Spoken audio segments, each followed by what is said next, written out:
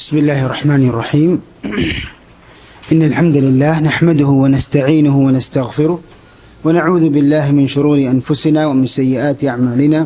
من يهده الله فلا مضل له ومن يضلل فلا هادي له، وأشهد أن لا إله إلا الله وحده لا شريك له، وأشهد أن محمدا عبده ورسوله.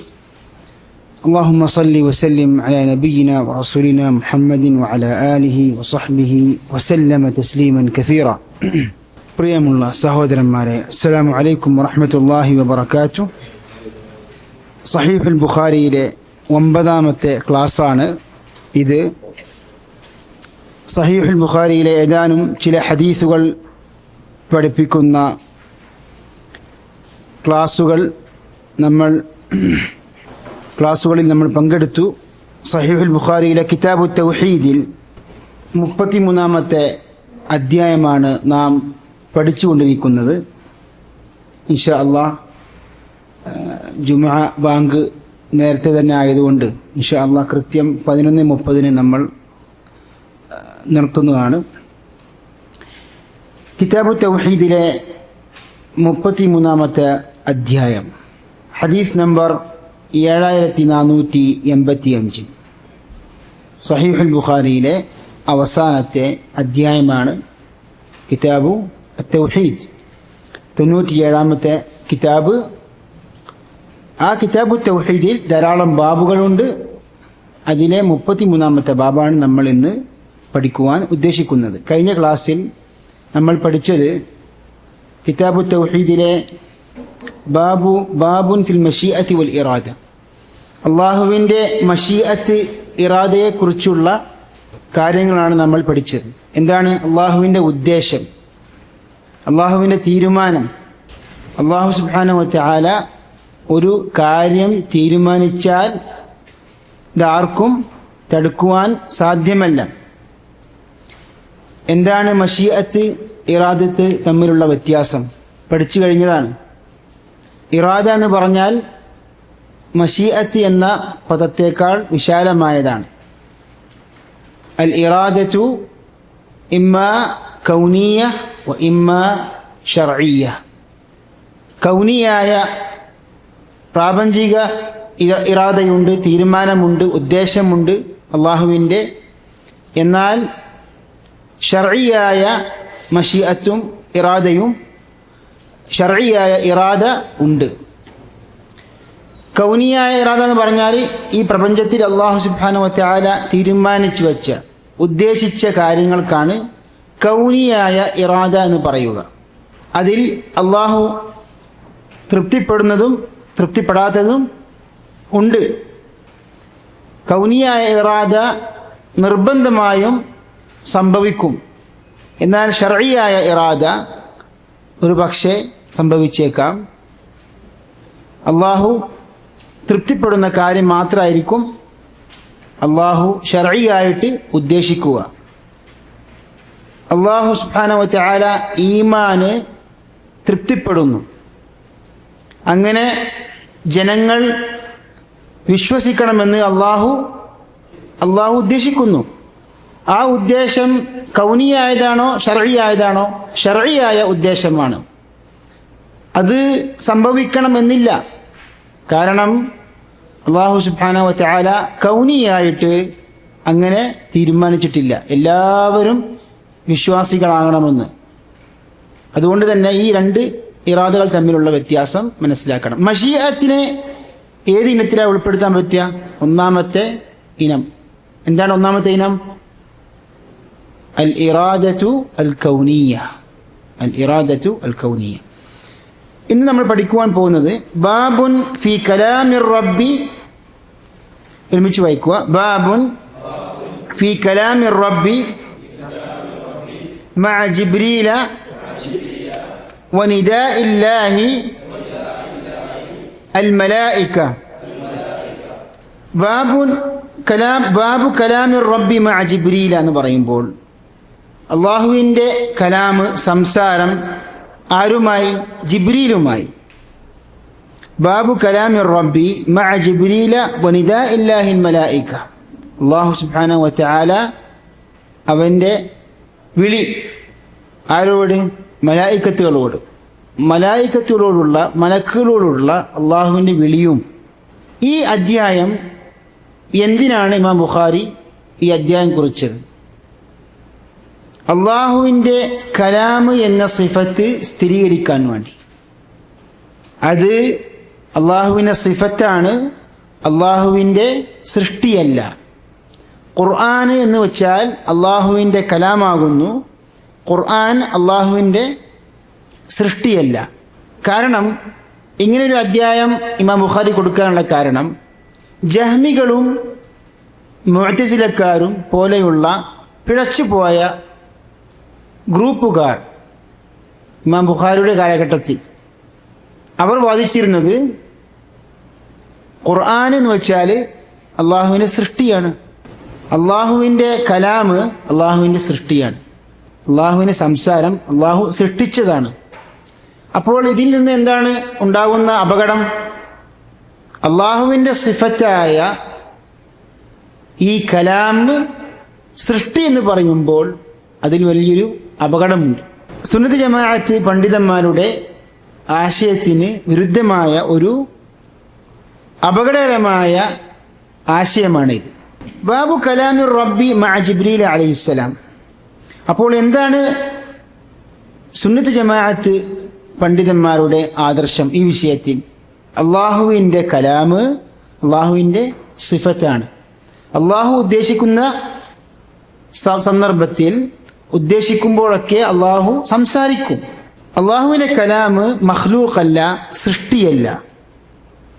ഇത് ജഹ്മികളുടെയും മുഅ്തസിലക്കാരുടെയും ആശയത്തിന് വിരുദ്ധമാണ്. ഈ ജഹ്മികൾ എപ്പോഴും നമ്മൾ കേൾക്കുന്ന ഒരു പദമാണ് മുഅ്തസില. ജഹ്മികൾ ആരിലേക്കാണ് ചേർക്കപ്പെടുന്നത്? അൽ ജഹ്മു ഇബ്നു സഫ്വാൻ ഹിജ്റ 128 മരണപ്പെട്ട ഒരു വ്യക്തിയായിരുന്നു അദ്ദേഹം. അദ്ദേഹത്തിന് ആ കാലഘട്ടത്തിലെ പണ്ഡിതന്മാരിൽ നിന്ന് വ്യത്യസ്തമായ ചില വിരുദ്ധമായ അഭിപ്രായങ്ങളുണ്ടായിരുന്നു. ഉദാഹരണത്തിന്, അല്ലാഹു സുബ്ഹാനഹു വ തആല അവൻ്റെ സംസാരം മഖ്ലൂഖാണ്. അള്ളാഹുവിന് ഗുണങ്ങൾ ഇല്ല. അള്ളാഹുവിന് സിഫാത്തുകളുണ്ടല്ലോ, അള്ളാഹുവിൻ്റെ സിഫാത്തുകൾ നമ്മൾ അള്ളാഹുവിൻ്റെ സിഫാത്ത് എന്ന് പറയുന്നു. അള്ളാഹു എന്ന യാഥാർത്ഥ്യത്തിനപ്പുറം വേറെ സിഫാത്തുകളൊന്നും അള്ളാഹുവിന് ഇല്ല. അങ്ങനെ വല്ല സിഫാത്തുകളും ബാഹ്യമായിട്ട് ഖുർആനിലോ സുന്നത്തിലോ കണ്ടാൽ അത് അദ്ദേഹം ദുർവ്യാഖ്യാനിക്കും. അതുപോലെ തന്നെ അള്ളാഹു സുബ്ഹാനഹു വ തആല സ്വർഗത്തിൽ വെച്ച് വിശ്വാസികൾ കാണും എന്നാണ് നമ്മുടെ വിശ്വാസം, അല്ലേ? വുജൂഹു യൗമഇദിൻ നാദിറ ഇലാ റബ്ബിഹാ നാദിറ. എന്നാൽ അദ്ദേഹം വാദിക്കുന്നത് ഖിയാമത്ത് നാളിൽ അങ്ങനെ വിശ്വാസികളൊന്നും അള്ളാഹുവിനെ കാണുകയില്ല. അങ്ങനെ കാണപ്പെടുന്ന ഒരുവനല്ല അള്ളാഹു. അങ്ങനെ പല തെറ്റായ ആശയങ്ങളും ആർക്കുണ്ടായിരുന്നു? അൽ ജഹ്മു ഇബ്നു സഫ്വാൻ ഉണ്ടായിരുന്നു. അതോടൊപ്പം തന്നെ അള്ളാഹു അർശിൻ്റെ മേലെയാണ്, മുകളിലാണ് അള്ളാഹു ഉള്ളത്. അള്ളാഹു ഈ പ്രപഞ്ചത്തിൻ്റെ ഒക്കെ മേലെയാണ്, മുകളിലാണ് എന്ന് നമ്മുടെ വിശ്വാസം. ഇന്നല്ലാഹ ഫൗഖൽ അർശി ബാഇനും മിൻ ഖൽഖിഹി. ഇത് സലഫുസ് സാലിഹീങ്ങൾ ഏകോപിച്ച് പറഞ്ഞ കാര്യമാണ്. അള്ളാഹു സുബ്ഹാനഹു വ തആല അർശിൻ്റെ മുകളിലാണ്. അർശ് എന്ന് വെച്ചാൽ ഈ പ്രപഞ്ചത്തിൻ്റെ മേൽക്കൂരയാണ്. അതിൻ്റെ അപ്പുറം പിന്നെ വേറെ ലോകമില്ല. അത് സ്ഥലകാല അതീതമാണ്. അള്ളാഹു സുബ്ഹാനഹു വ തആല ഈ പ്രപഞ്ചത്തിൻ്റെ മേലെ എന്ന് പറയുമ്പോൾ എങ്ങനെയാണോ അള്ളാഹു സുബ്ഹാനഹു വ തആല ഈ പ്രപഞ്ചം സൃഷ്ടിക്കുന്നതിന് മുമ്പുണ്ടായത്, ആ അവസ്ഥ തന്നെ പിന്നീടും ഒരു മാറ്റത്തിന് വിധേയമായ ഒരുവനല്ല അള്ളാഹു സുബ്ഹാനഹു വ തആല. അപ്പോൾ അള്ളാഹു അർശിൻ്റെ മേലെ എന്ന് പറയുമ്പോൾ ഇത് ഖുർആൻ നമ്മെ പഠിപ്പിച്ച ആദർശമാണ്. അപ്പോൾ ഇത് ബുദ്ധി കൊണ്ട് ചിന്തിച്ച് അള്ളാഹു അർശിൻ്റെ മേലെന്ന് പറയുമ്പോൾ അർശിൻ്റെ മേലെ ഇങ്ങനെ നമ്മൾക്ക് ഈ കസാലിൻ്റെ മേലെ ഇരിക്കുന്നത് പോലെ ഇരിക്കുകയാണ് അള്ളാഹു എന്ന തെറ്റായ ധാരണകൾ മനസ്സിൽ വെച്ചുകൊണ്ട് ഇതുപോലെയുള്ള ആയത്തുകളും ഹദീസുകളൊക്കെ നിഷേധിക്കുക. അതാണ് ജഹ്മികളുടെ സ്വഭാവം. അപ്പോൾ അങ്ങനെ ബുദ്ധി കൊണ്ട് ചിന്തിച്ച് ഖുർആനിൻ്റെയും സുന്നത്തിൻ്റെയും നുസൂസുകൾ, വിശ്വാസങ്ങൾ ബുദ്ധി കൊണ്ട് ചിന്തിച്ചുകൊണ്ട് അതിനെ വിമർശിക്കുന്നത് അല്ലെങ്കിൽ തള്ളിക്കളയുന്നത് അത് യഥാർത്ഥത്തിൽ ജഹ്മികളുടെ സ്വഭാവമാണ്. അതുകൊണ്ട് തന്നെ പണ്ഡിതന്മാർ പിൽക്കാലത്ത് ജഹ്മികളുടെ ഏതെങ്കിലും ഒരു സ്വഭാവം, ചില സ്വഭാവങ്ങളുള്ള ചില വ്യക്തികളെ അവൻ ജഹ്മിയാണ് അല്ലെങ്കിൽ ജഹ്മിയുടെ ആദർശമുണ്ടെന്നൊക്കെ പറയാറുണ്ട്. ഏതായാലും അവരുമായി സാദൃശ്യമുള്ള വേറൊരു ഗ്രൂപ്പാണ് അൽ മുഅ്തസില. അൽ മുഅ്തസില എന്ന് പറയുന്നത് വാസിൽ ഇബ്നു അതാ എന്ന അൽ ഹസനുൽ ബസ്രി റഹ്മഹുല്ലാ എന്ന താബിഈ പണ്ഡിതന്റെ ശിഷ്യനാണ് ആര്? വാസിൽ ഇബ്നു അതാ. ഈ വാസിൽ ഇബ്നു അതാ അൽ ഹസനുൽ ബസ്രിയുടെ സദസ്സിൽ പഠിച്ച ഒരു പണ്ഡിതനായിരുന്നു. എന്താണ് സംഭവിച്ചത്? പാപങ്ങൾ ചെയ്ത ഒരു വിശ്വാസിയുടെ അവസ്ഥ എന്താണ്? അയാൾ വിശ്വാസിയാണോ അല്ല അവിശ്വാസിയാണോ? മുസ്ലിമാണോ കാഫിറാണോ? ഖവാരിജുകൾ പറയുന്നു അയാൾ പാപങ്ങൾ ചെയ്താൽ എന്തായി? കാഫിറായി, നരകത്തിൽ കലാകാലവും കഴിഞ്ഞുകൊള്ളോ താമസിക്കാൻ പോകുന്ന ഒരു മനുഷ്യനായി, പാപിയായി മാറി. എന്നാൽ അഹ്ലുസുന്നത്തി വൽ ജമാഅത്തിന്റെ ആശയം എന്താണ്? ഒരു മനുഷ്യൻ, ഒരു വിശ്വാസി പാപം ചെയ്താൽ അവൻ്റെ വിശ്വാസം കൊണ്ട് അവൻ വിശ്വാസിയാണ്, മുഅ്മിനാണ്. മുഅ്മിനുൻ ബി ഈമാനിഹി വ ഫാസിഖുൻ ബി കബീറത്തിഹി. അവൻ്റെ പാപം നിമിത്തം അവൻ ഫാസിഖാണ്, പക്ഷെ ഇസ്ലാമിൽ നിന്ന് പുറത്തായിട്ടില്ല. ഈ രണ്ട് ആശയങ്ങളിൽ നിന്നും വിഭിന്നമായ ഒരു ആശയമാണ് ആര് പ്രകടിപ്പിച്ചത്? വാസിൽ ഇബ്നു അതാ. അദ്ദേഹം പറഞ്ഞു, അല്പം ചിന്തിച്ചുകൊണ്ട്, അയാൾ വിശ്വാസിയുമല്ല കാഫിറുമല്ല, അതിൻ്റെ രണ്ടിൻ്റെയും ഇടയിലാണ്, ഒരു പുതിയൊരു ബിദ്അത്ത്. പക്ഷേ നരകത്തിൽ, പരലോകത്ത് വെച്ച് അയാൾ മുഖല്ലദാണ് നരകത്തിൽ. പക്ഷേ ദുനിയാവിൽ അയാളുടെ അവസ്ഥ എന്താണ്? ഫി മൻസിലത്തിൻ ബൈനൽ മൻസിലത്തൈൻ, രണ്ട് സ്ഥാനങ്ങളുടെയും ഇടയിലാണ്. അപ്പോൾ അൽ ഹസൻ ബസ്രി റഹ്മത്തുള്ളാഹി അദ്ദേഹത്തോട് ആവശ്യപ്പെട്ടു, ഇഅ്തസിൽ അന്ന, നമ്മുടെ ഈ ഇരുത്തത്തിൽ നിന്ന്, ഈ മജ്ലിസിൽ നിന്ന് താങ്കൾ പിന്തിരിഞ്ഞു പോകും. അങ്ങനെ ജനങ്ങൾ അദ്ദേഹത്തെയും അദ്ദേഹത്തിൻ്റെ അനുയായികളെയും മുഅ്തസില എന്ന് പിന്തിരിഞ്ഞവർ എന്ന അർത്ഥം, നാമം നൽകി. ഏതായാലും ഈ മുഅ്തസിലക്കാരുടെ ആശയവും ഏകദേശം ജഹ്മികളുടെയൊക്കെ അടുത്ത ആശയമാണ്. അവരും പറയുന്നുണ്ട് അള്ളാഹു ഖിയാമത്ത് നാളിൽ പരലോകത്ത് വെച്ച് കാണപ്പെടുകയില്ല. അന്നല്ലാഹ ലാ യുറാ യൗമൽ ഖിയാമ. അതുപോലെ തന്നെ അന്നൽ ഖുർആന മഖ്ലൂഖ്, ഖുർആൻ മഖ്ലൂഖാണ്. ഇമാം അഹ്മദ് ബിൻ ഹംബലൊക്കെ ധാരാളം പീഡിപ്പിക്കപ്പെട്ടത് ഈ മുഅ്തസിലക്കാരെ നേരിട്ടത് കൊണ്ടാണ്. പക്ഷെ അദ്ദേഹം ആ രാഷ്ട്രത്തിൻ്റെ ഖലീഫ മുഅ്തസിലി ആയിരുന്നു. അതുകൊണ്ട് തന്നെ അദ്ദേഹം ഫിത്ന ഒഴിവാക്കാൻ വേണ്ടിയിട്ട് അദ്ദേഹം ജനങ്ങളെ ഭരണാധികാരിക്കെതിരായി പ്രവർത്തിക്കാൻ ജനങ്ങളെ പ്രേരിപ്പിച്ചില്ല. കാരണം ഭരണാധികാരിക്കെതിരായി ഇതുപോലെയുള്ള തർക്ക വിഷയങ്ങളുടെ പേരും പറഞ്ഞ് എതിരായി പ്രവർത്തിക്കാൻ പാടില്ല എന്നാണ് സലഫു സാലിഹ്യങ്ങളുടെ ആശയം. വ്യക്തമായ കുഫ്ർ തെളിവ് സഹിതം കാണുകയും എന്നാൽ ഭരണാധികാരിയെ എതിർക്കാൻ സാധിക്കും എന്ന ബോധ്യമുണ്ടാവുകയും ചെയ്താൽ മാത്രമേ അങ്ങനെ ഒരു അവസ്ഥയിലേക്ക് നീങ്ങാൻ പാടുള്ളൂ. അല്ലാതെ ഭരണാധികാരി പാപം ചെയ്തു, അക്രമം ചെയ്തു എന്നൊക്കെ പറഞ്ഞിട്ട് മുസ്ലിം ഭരണാധികാരിക്കെതിരായിട്ട് തിരിയാൻ പാടില്ല. അങ്ങനെ തിരിയുന്നവർക്ക് ഖവാരിജികളുടെ ഒരു ചായ്വുണ്ട് എന്ന് പണ്ഡിതന്മാർ പറയാറുണ്ട്. ഏതായാലും നമ്മുടെ വിഷയം എന്താണ്? അള്ളാഹുവിൻ്റെ കലാമാണ്. ബാബു കലാമിർ റബ്ബി മഅ ജിബ്രീൽ അലൈഹിസ്സലാം. അശ്അരി തരീഖത്താണ് ഈ കാലഘട്ടത്തിൽ വളരെ വ്യാപകമായ ഒരു ആശയമാണ്. നമ്മുടെ നാട്ടിലെ ബഹുഭൂരിപക്ഷം മുസ്ലിമീങ്ങളും വേണമെങ്കിൽ പറയാം അശ്അരി മാതുരീദി ആദർശക്കാരാണ്.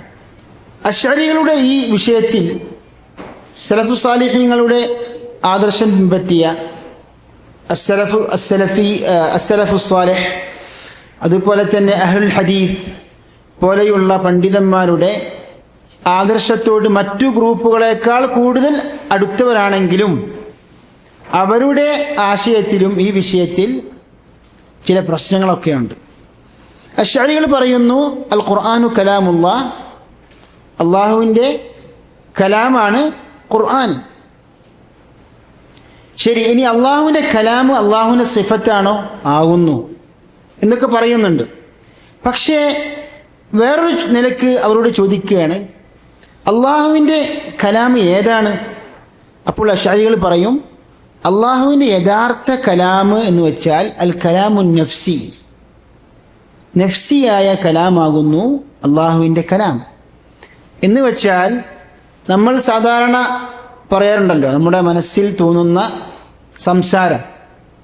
എന്നാൽ ആ സംസാരം, മനസ്സിൽ തോന്നുന്ന സംസാരം നമ്മൾ നാവുകൊണ്ട് ഉച്ചരിക്കുന്നില്ല, അതിന് ശബ്ദം കേൾക്കുന്നില്ല.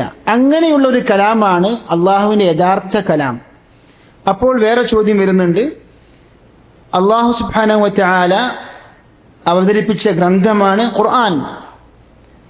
ഖുർആൻ അക്ഷരങ്ങളും വാക്കുകളും അടങ്ങിയ വേദഗ്രന്ഥമാണ്. ഈ വേദഗ്രന്ഥം, ഈ അറബി ഭാഷയിൽ ഉള്ള അക്ഷരങ്ങളും വാക്കുകളും അടങ്ങിയ ഈ അള്ളാഹുവിൻ്റെ കലാം അള്ളാഹുവിൻ്റെ യഥാർത്ഥ സിഫത്താണോ അല്ലെങ്കിൽ അള്ളാഹുവിന് യഥാർത്ഥ കലാമാണെന്ന് ചോദിച്ചാൽ അല്ല. അശ്അരി വിശ്വാസപ്രകാരം അങ്ങനെയല്ല. മറിച്ച് ജിബ്രീൽ അലൈഹിസ്സലാമിൻ്റെ കലാമാണ് ഈ രൂപത്തിൽ നമ്മൾ അറബി പദങ്ങളായി വായിക്കുന്ന ഈ ഖുർആൻ. ഇത് വളരെ അപകടകരമായ ഒരു ആശയമാണ്. അപ്പോൾ അള്ളാഹുവിൻ്റെ കലാം അള്ളാഹുവിൻ്റെ സിഫത്താണ് എന്ന് അംഗീകരിക്കുന്നുണ്ടെങ്കിലും അവരുടെ വീക്ഷണത്തിൽ അള്ളാഹുവിൻ്റെ കലാം നമ്മൾ ഇങ്ങനെ അറബി ഭാഷയിലൂടെ ഓതുന്ന അല്ലെങ്കിൽ ഹിബ്രു ഭാഷയിൽ അവതരിക്കപ്പെട്ട തൗറാത്ത്, മറ്റു ഭാഷകളിൽ അവതരിക്കപ്പെട്ട മറ്റു വേദഗ്രന്ഥങ്ങൾ, അതായത് മാറ്റത്തിരുത്തലുകൾ വരുന്നതിന് മുമ്പ് അള്ളാഹുവിൻ്റെ ആ വേദഗ്രന്ഥങ്ങളുണ്ടല്ലോ, ആ വേദഗ്രന്ഥങ്ങളെല്ലാം യഥാർത്ഥത്തിൽ അള്ളാഹുവിൻ്റെ കലാമല്ല. അത് അള്ളാഹുവിൻ്റെ കലാമിനെ പ്രതിനിധീകരിക്കുന്ന, അള്ളാഹുവിൻ്റെ കലാം ഏതാണ്? നഫ്സിയായ കലാമാണ്. ആ നഫ്സിയായ കലാമിനെ പ്രതിനിധീകരിക്കുന്ന ജിബ്രീൽ അലൈഹിസ്സലാം മനസ്സിലാക്കിയ വാക്കുകളാകുന്നു ഏത്? പിന്നീട് അവതരിക്കപ്പെട്ട പ്രവാചകന്മാർക്ക് അവതരിക്കപ്പെട്ട ഗ്രന്ഥങ്ങൾ. അത് അറബി ഭാഷയിൽ ജിബ്രീൽ അലൈഹിസ്സലാം മനസ്സിലാക്കി പറഞ്ഞപ്പോൾ ഖുർആനായി, ഹിബ്രു ഭാഷയിലായപ്പോൾ തൗറാത്തായി, സുറിയാനി ഭാഷ ആയപ്പോൾ ഇഞ്ചിലായി. നോക്കി നിങ്ങൾ, ഇതാണ് ശരിക്ക് അശ്അരി തരീഖത്തിൻ്റെ ആദർശം. ഇത് അവരുടെ ഗ്രന്ഥങ്ങളിലൊക്കെ, ശർഹുൽ അഖായിദ് പോലെയുള്ള ഗ്രന്ഥങ്ങളിലൊക്കെ വ്യക്തമാക്കപ്പെട്ട ഒരു വസ്തുതയാണ്. ഇത് യഥാർത്ഥത്തിൽ പൊതുജനങ്ങൾക്ക് അറിയാത്ത ഒരു സംഗതിയും കൂടിയാണ്. ഇത് അസ്മാ സിഫാത്ത് പോലെയുള്ള വിഷയങ്ങളൊക്കെ ഇങ്ങനെ പഠിപ്പിക്കാൻ തുടങ്ങുമ്പോഴാണ് ഇതുപോലെയുള്ള ആദർശ വ്യതിയാനങ്ങൾ മനസ്സിലാവുക. ഏതായാലും ഈ ഇമാം ബുഖാരിയുടെ ഈ അധ്യായം വിശദീകരിച്ചപ്പോൾ സാന്ദർഭികമായിട്ട് പറഞ്ഞതാണ്. ഇമാം ബുഖാരി റഹ്മഹുല്ലാ, നോക്കൂ നിങ്ങൾ, ഈ അധ്യായം കുറിച്ചുവിടെ ബാബു കലാമുർ റബ്ബി മഅ ജിബ്രീല വനിദാഇല്ലാഹിൽ മലായിക, ജിബ്രീലുമായി അള്ളാഹുവിൻ്റെ സംസാരം, മലായികത്തോടുള്ള അള്ളാഹുവിൻ്റെ വിളി എന്ന് പറയുമ്പോൾ അള്ളാഹു സുബ്ഹാനഹു വ തആല സംസാരിക്കും. ആ സംസാരത്തിന് ശബ്ദമുണ്ട്, ആ ശബ്ദം കേൾക്കപ്പെടും. അങ്ങനെ ഈ ആദർശം വിശ്വാസികൾക്ക് പഠിപ്പിക്കുവാൻ വേണ്ടിയാണ് ഇമാം ബുഖാരി ഈ അധ്യായം നൽകിയത്. ഇതിന് മുമ്പ് സഹോദരന്മാരെ, ഈ കലാമുമായി, അള്ളാഹുവിൻ്റെ കലാമുമായി ബന്ധപ്പെട്ട് ഇമാം ബുഖാരി ഒരു അധ്യായം കുറിക്കുന്നത് ഇതിന് മുമ്പുള്ള അധ്യായമാണ്. രണ്ടാമത്തെ അധ്യായമാണ്, കലാമുമായി ബന്ധപ്പെട്ട രണ്ടാമത്തെ അധ്യായമാണിത്. ഇതിന് മുമ്പ് ഇമാം ബുഖാരി ഒരു ഹദീസ് ഉദ്ധരിക്കുന്നുണ്ട്. എന്താണ്? യഹ്ശുറുല്ലാഹുൽ ഇബാദ ഫയുനാദിഹിം ബിസൗത്തിൻ യസ്മഉഹു മൻ ബഉദ കമാ യസ്മഉഹു മൻ ഖറബ്. അല്ലാഹു സുബ്ഹാനഹു വ തആല അള്ളാഹുവിൻ്റെ ദാസന്മാരെ ഖിയാമത്ത് നാളിൽ ഒരുമിച്ച് കൂട്ടും. അങ്ങനെ ഒരുമിച്ച് കൂട്ടിയിട്ട് അള്ളാഹു സുബ്ഹാനഹു വ തആല അവരെ വിളിക്കും. ഫയുനാദീഹിം ബിസൗത്തിൻ, സൗത്ത് കൊണ്ട്, സൗത്ത് മുഖേന, ശബ്ദം കൊണ്ട് അള്ളാഹു വിളിക്കും. അപ്പം അള്ളാഹുവിൻ്റെ വിളി ആര് കേൾക്കും? ദാസന്മാർ കേൾക്കും. മറ്റുള്ള ആദർശക്കാരുടെ അഭിപ്രായ പ്രകാരം, വിശ്വാസപ്രകാരം അള്ളാഹു സുബ്ഹാനഹു വ തആല സംസാരിക്കുമ്പോൾ ആ സംസാരം കേൾക്കാൻ വേണ്ടി ഒരു ശബ്ദം സൃഷ്ടിക്കുമെന്നാണ് അവർ പറയുന്നത്. സൃഷ്ടിക്കുന്നു. അതെ, മൂസ നബി അലൈഹിസ്സലാമിനോട് അള്ളാഹു സുബ്ഹാനഹു സംസാരിച്ചു. ആ സംസാരം ആര് കേട്ടു? അതാണ് നമ്മുടെ വിശ്വാസം. അപ്പോഴൊക്കെ ഇതുപോലെയുള്ള ആയത്തുകളും ഹദീസുകളൊക്കെ നോക്കിക്കഴിഞ്ഞാൽ സലഫുസ് സാലിഹീങ്ങളുടെ ആശയത്തെയാണ് അത് പിന്താങ്ങുന്നത്. ഫയുനാദീഹിം ബിസൗത്തിൻ, അങ്ങനെ അല്ലാഹു സുബ്ഹാനഹു വ തആല ശബ്ദം കൊണ്ട് അല്ലാഹ് അവരെ വിളിക്കും. യസ്മഉഹു മൻ ബഉദ, വിദൂരമായ ദാസന്മാരും കമാ യസ്മഉഹു മൻ ഖറബ്, സമീപത്തുള്ളവരും ആ ശബ്ദം കേൾക്കും. എന്നിട്ട് അല്ലാഹു പറയാണ്, അനൽ മലിക്കുദ്ദയ്യാൻ, ഞാൻ മലിക്കാകുന്നു, രാജാവാകുന്നു, അദ്ദയ്യാനാകുന്നു.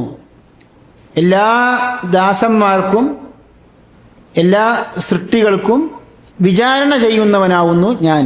അദ്ദയ്യാൻ, ദീൻ എന്ന പദത്തിൽ നിന്ന് വന്നത്. എന്താ ദീൻ എന്ന് പറഞ്ഞാൽ? പ്രതിഫലം.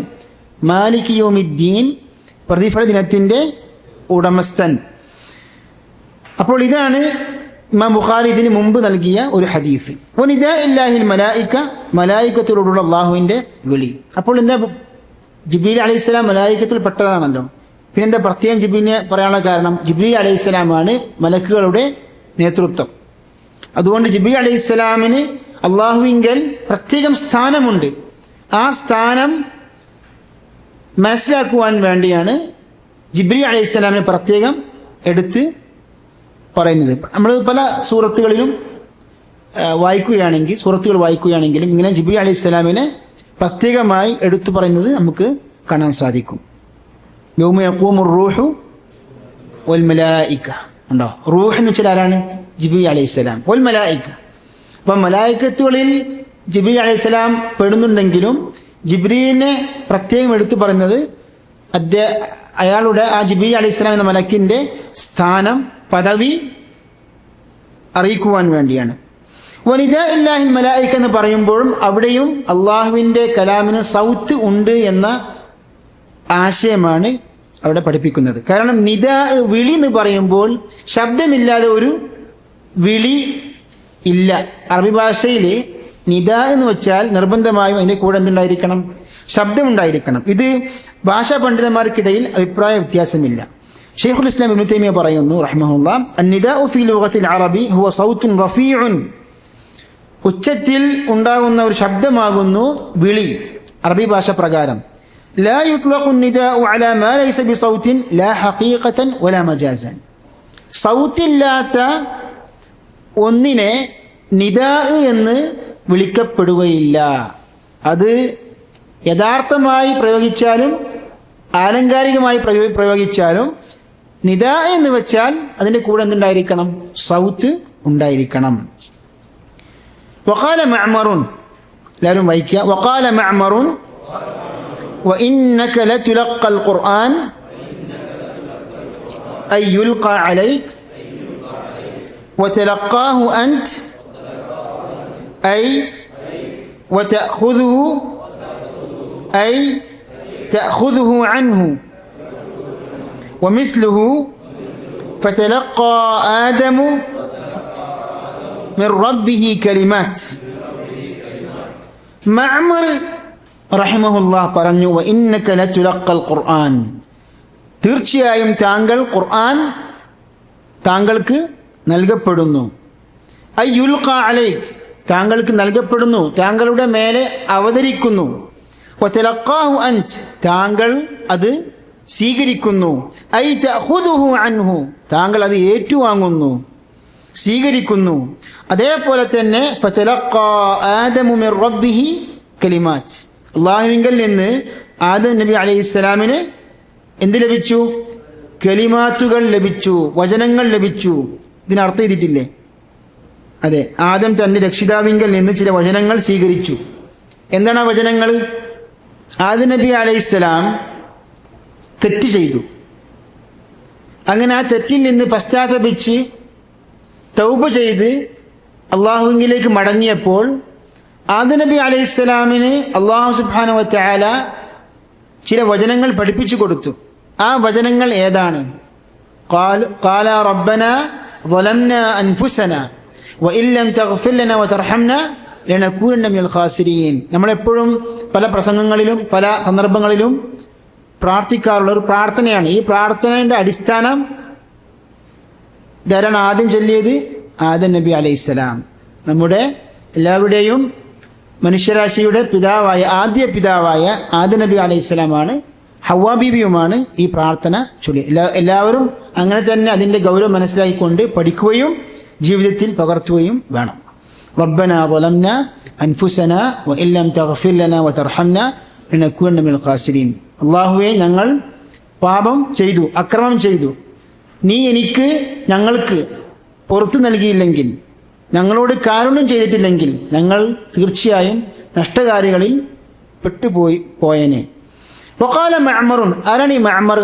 മഅ്മർ എന്ന് ഇമാം ബുഖാരി റഹ്മഹുല്ലാഹ് ഖുർആനിക വചനങ്ങളുടെ അർത്ഥം വിശദീകരിക്കുമ്പോൾ ഉദ്ധരിച്ചു കഴിഞ്ഞാൽ അവിടെ ഉദ്ദേശം ആരാണ്? മഅ്മർ ഇബ്നുൽ മുസന്ന, ലോക പ്രശസ്ത ഭാഷാ പണ്ഡിതനായ ഇമാം അബൂ ഉബൈദ മഅ്മർ ഇബ്നുൽ മുസന്ന ഹിജ്റ 208 9 10 മരണപ്പെട്ട വലിയ പണ്ഡിതനാണ്.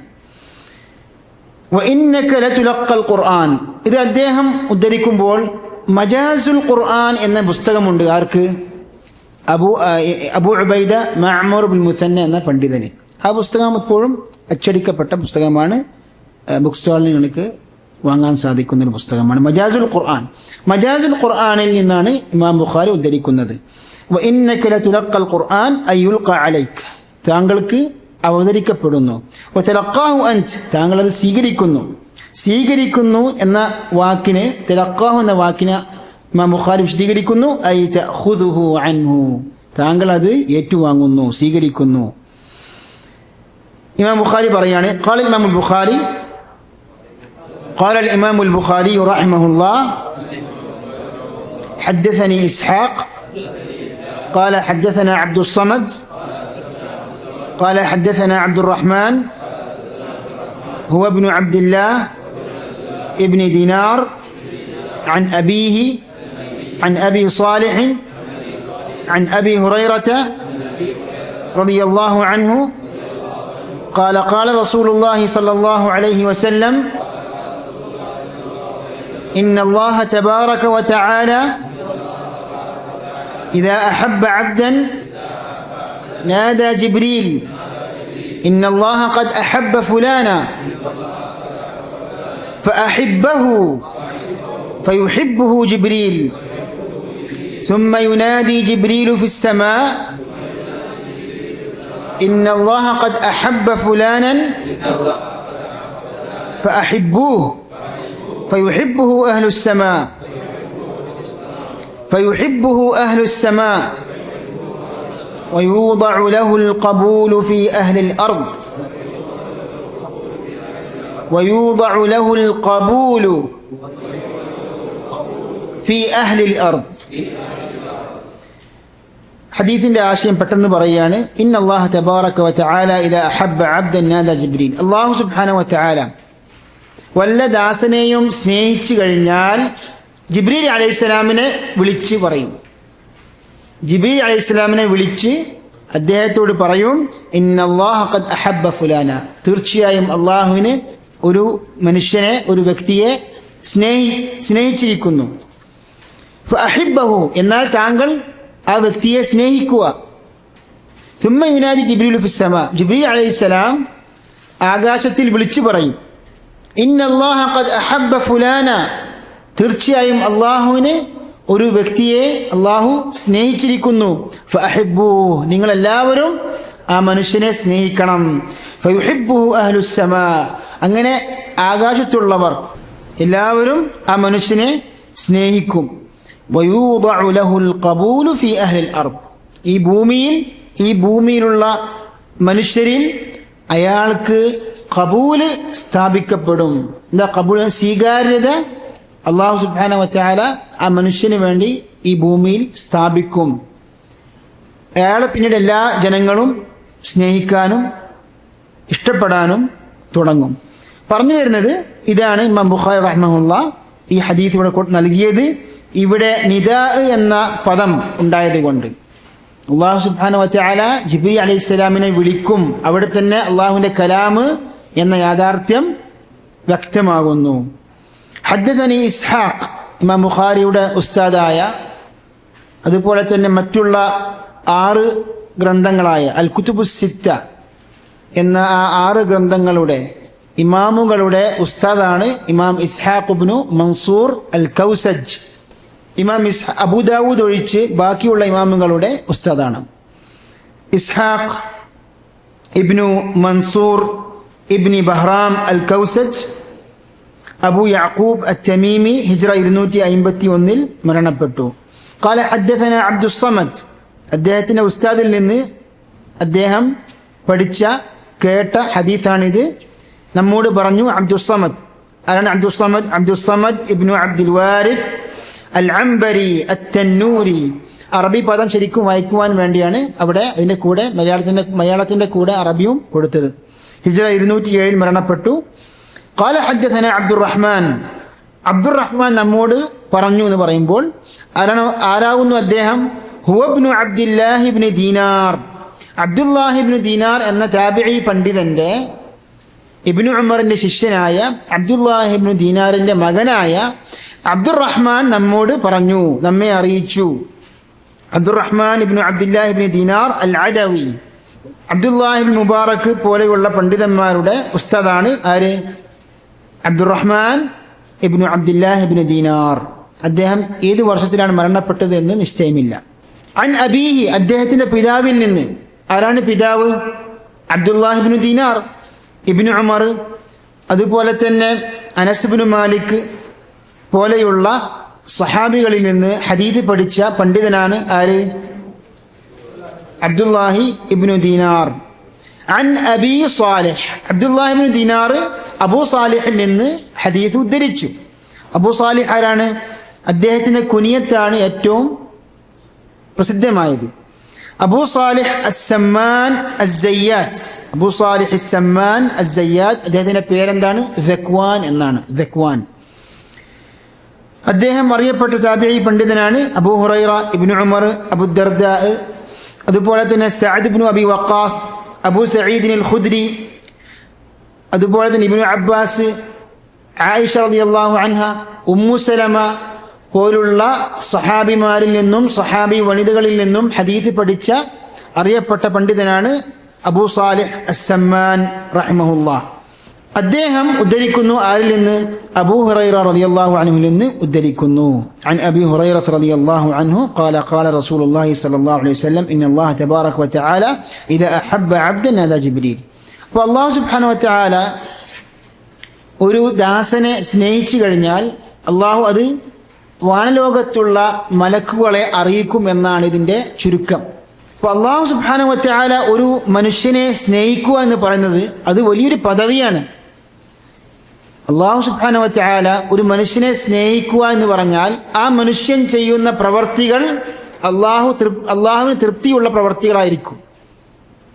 അപ്പോൾ ഒരു ചോദ്യം വരുന്നുണ്ട്, അല്ലാഹുവിൻ്റെ ആ സ്നേഹം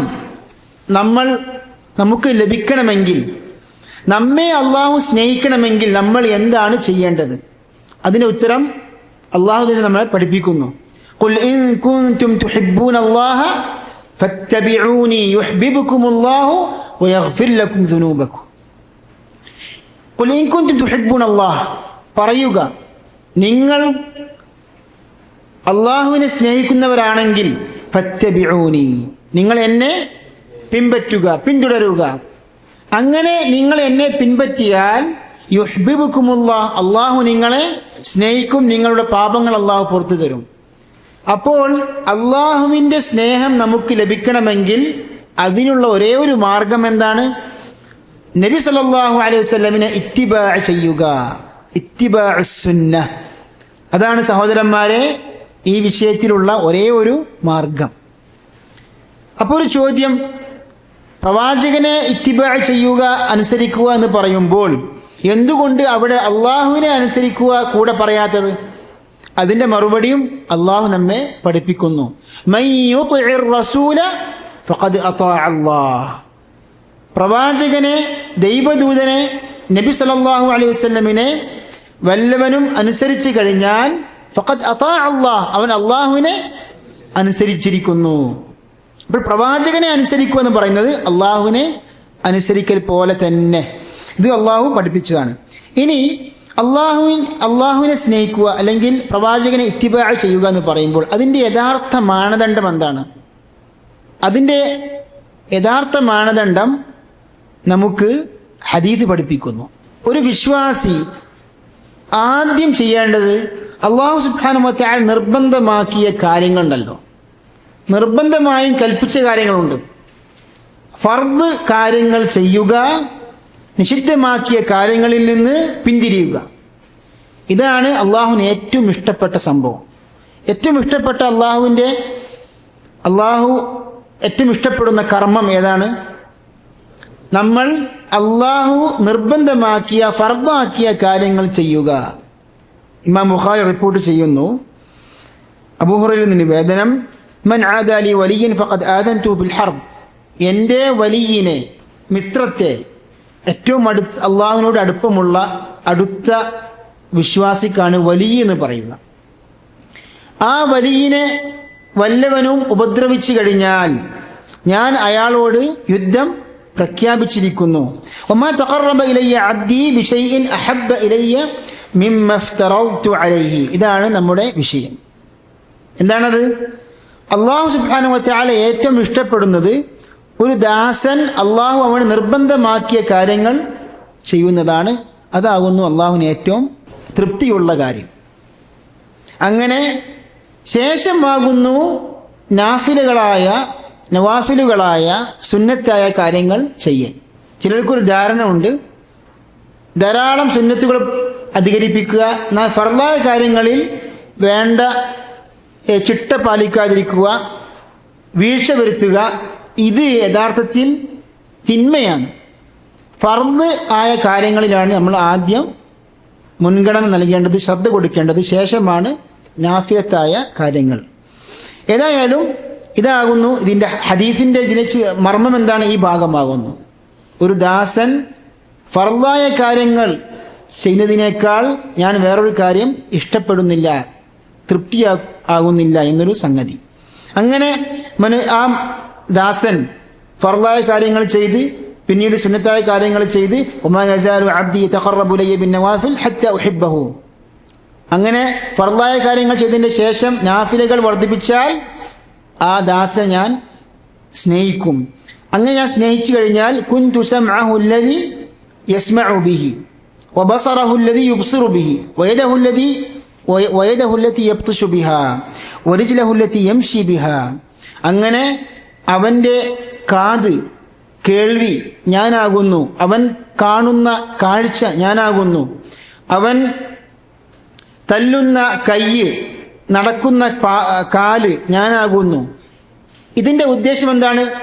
പണ്ഡിതന്മാർ നമ്മെ പഠിപ്പിക്കുന്നു, മനുഷ്യൻ അങ്ങനെ അള്ളാഹുവിലേക്ക് അടുക്കുകയാണ് ഫർദായ കാര്യങ്ങൾ അനുഷ്ഠിച്ചുകൊണ്ട്, നാഫിലത്തുകളായ അമലുകൾ ചെയ്തുകൊണ്ട്.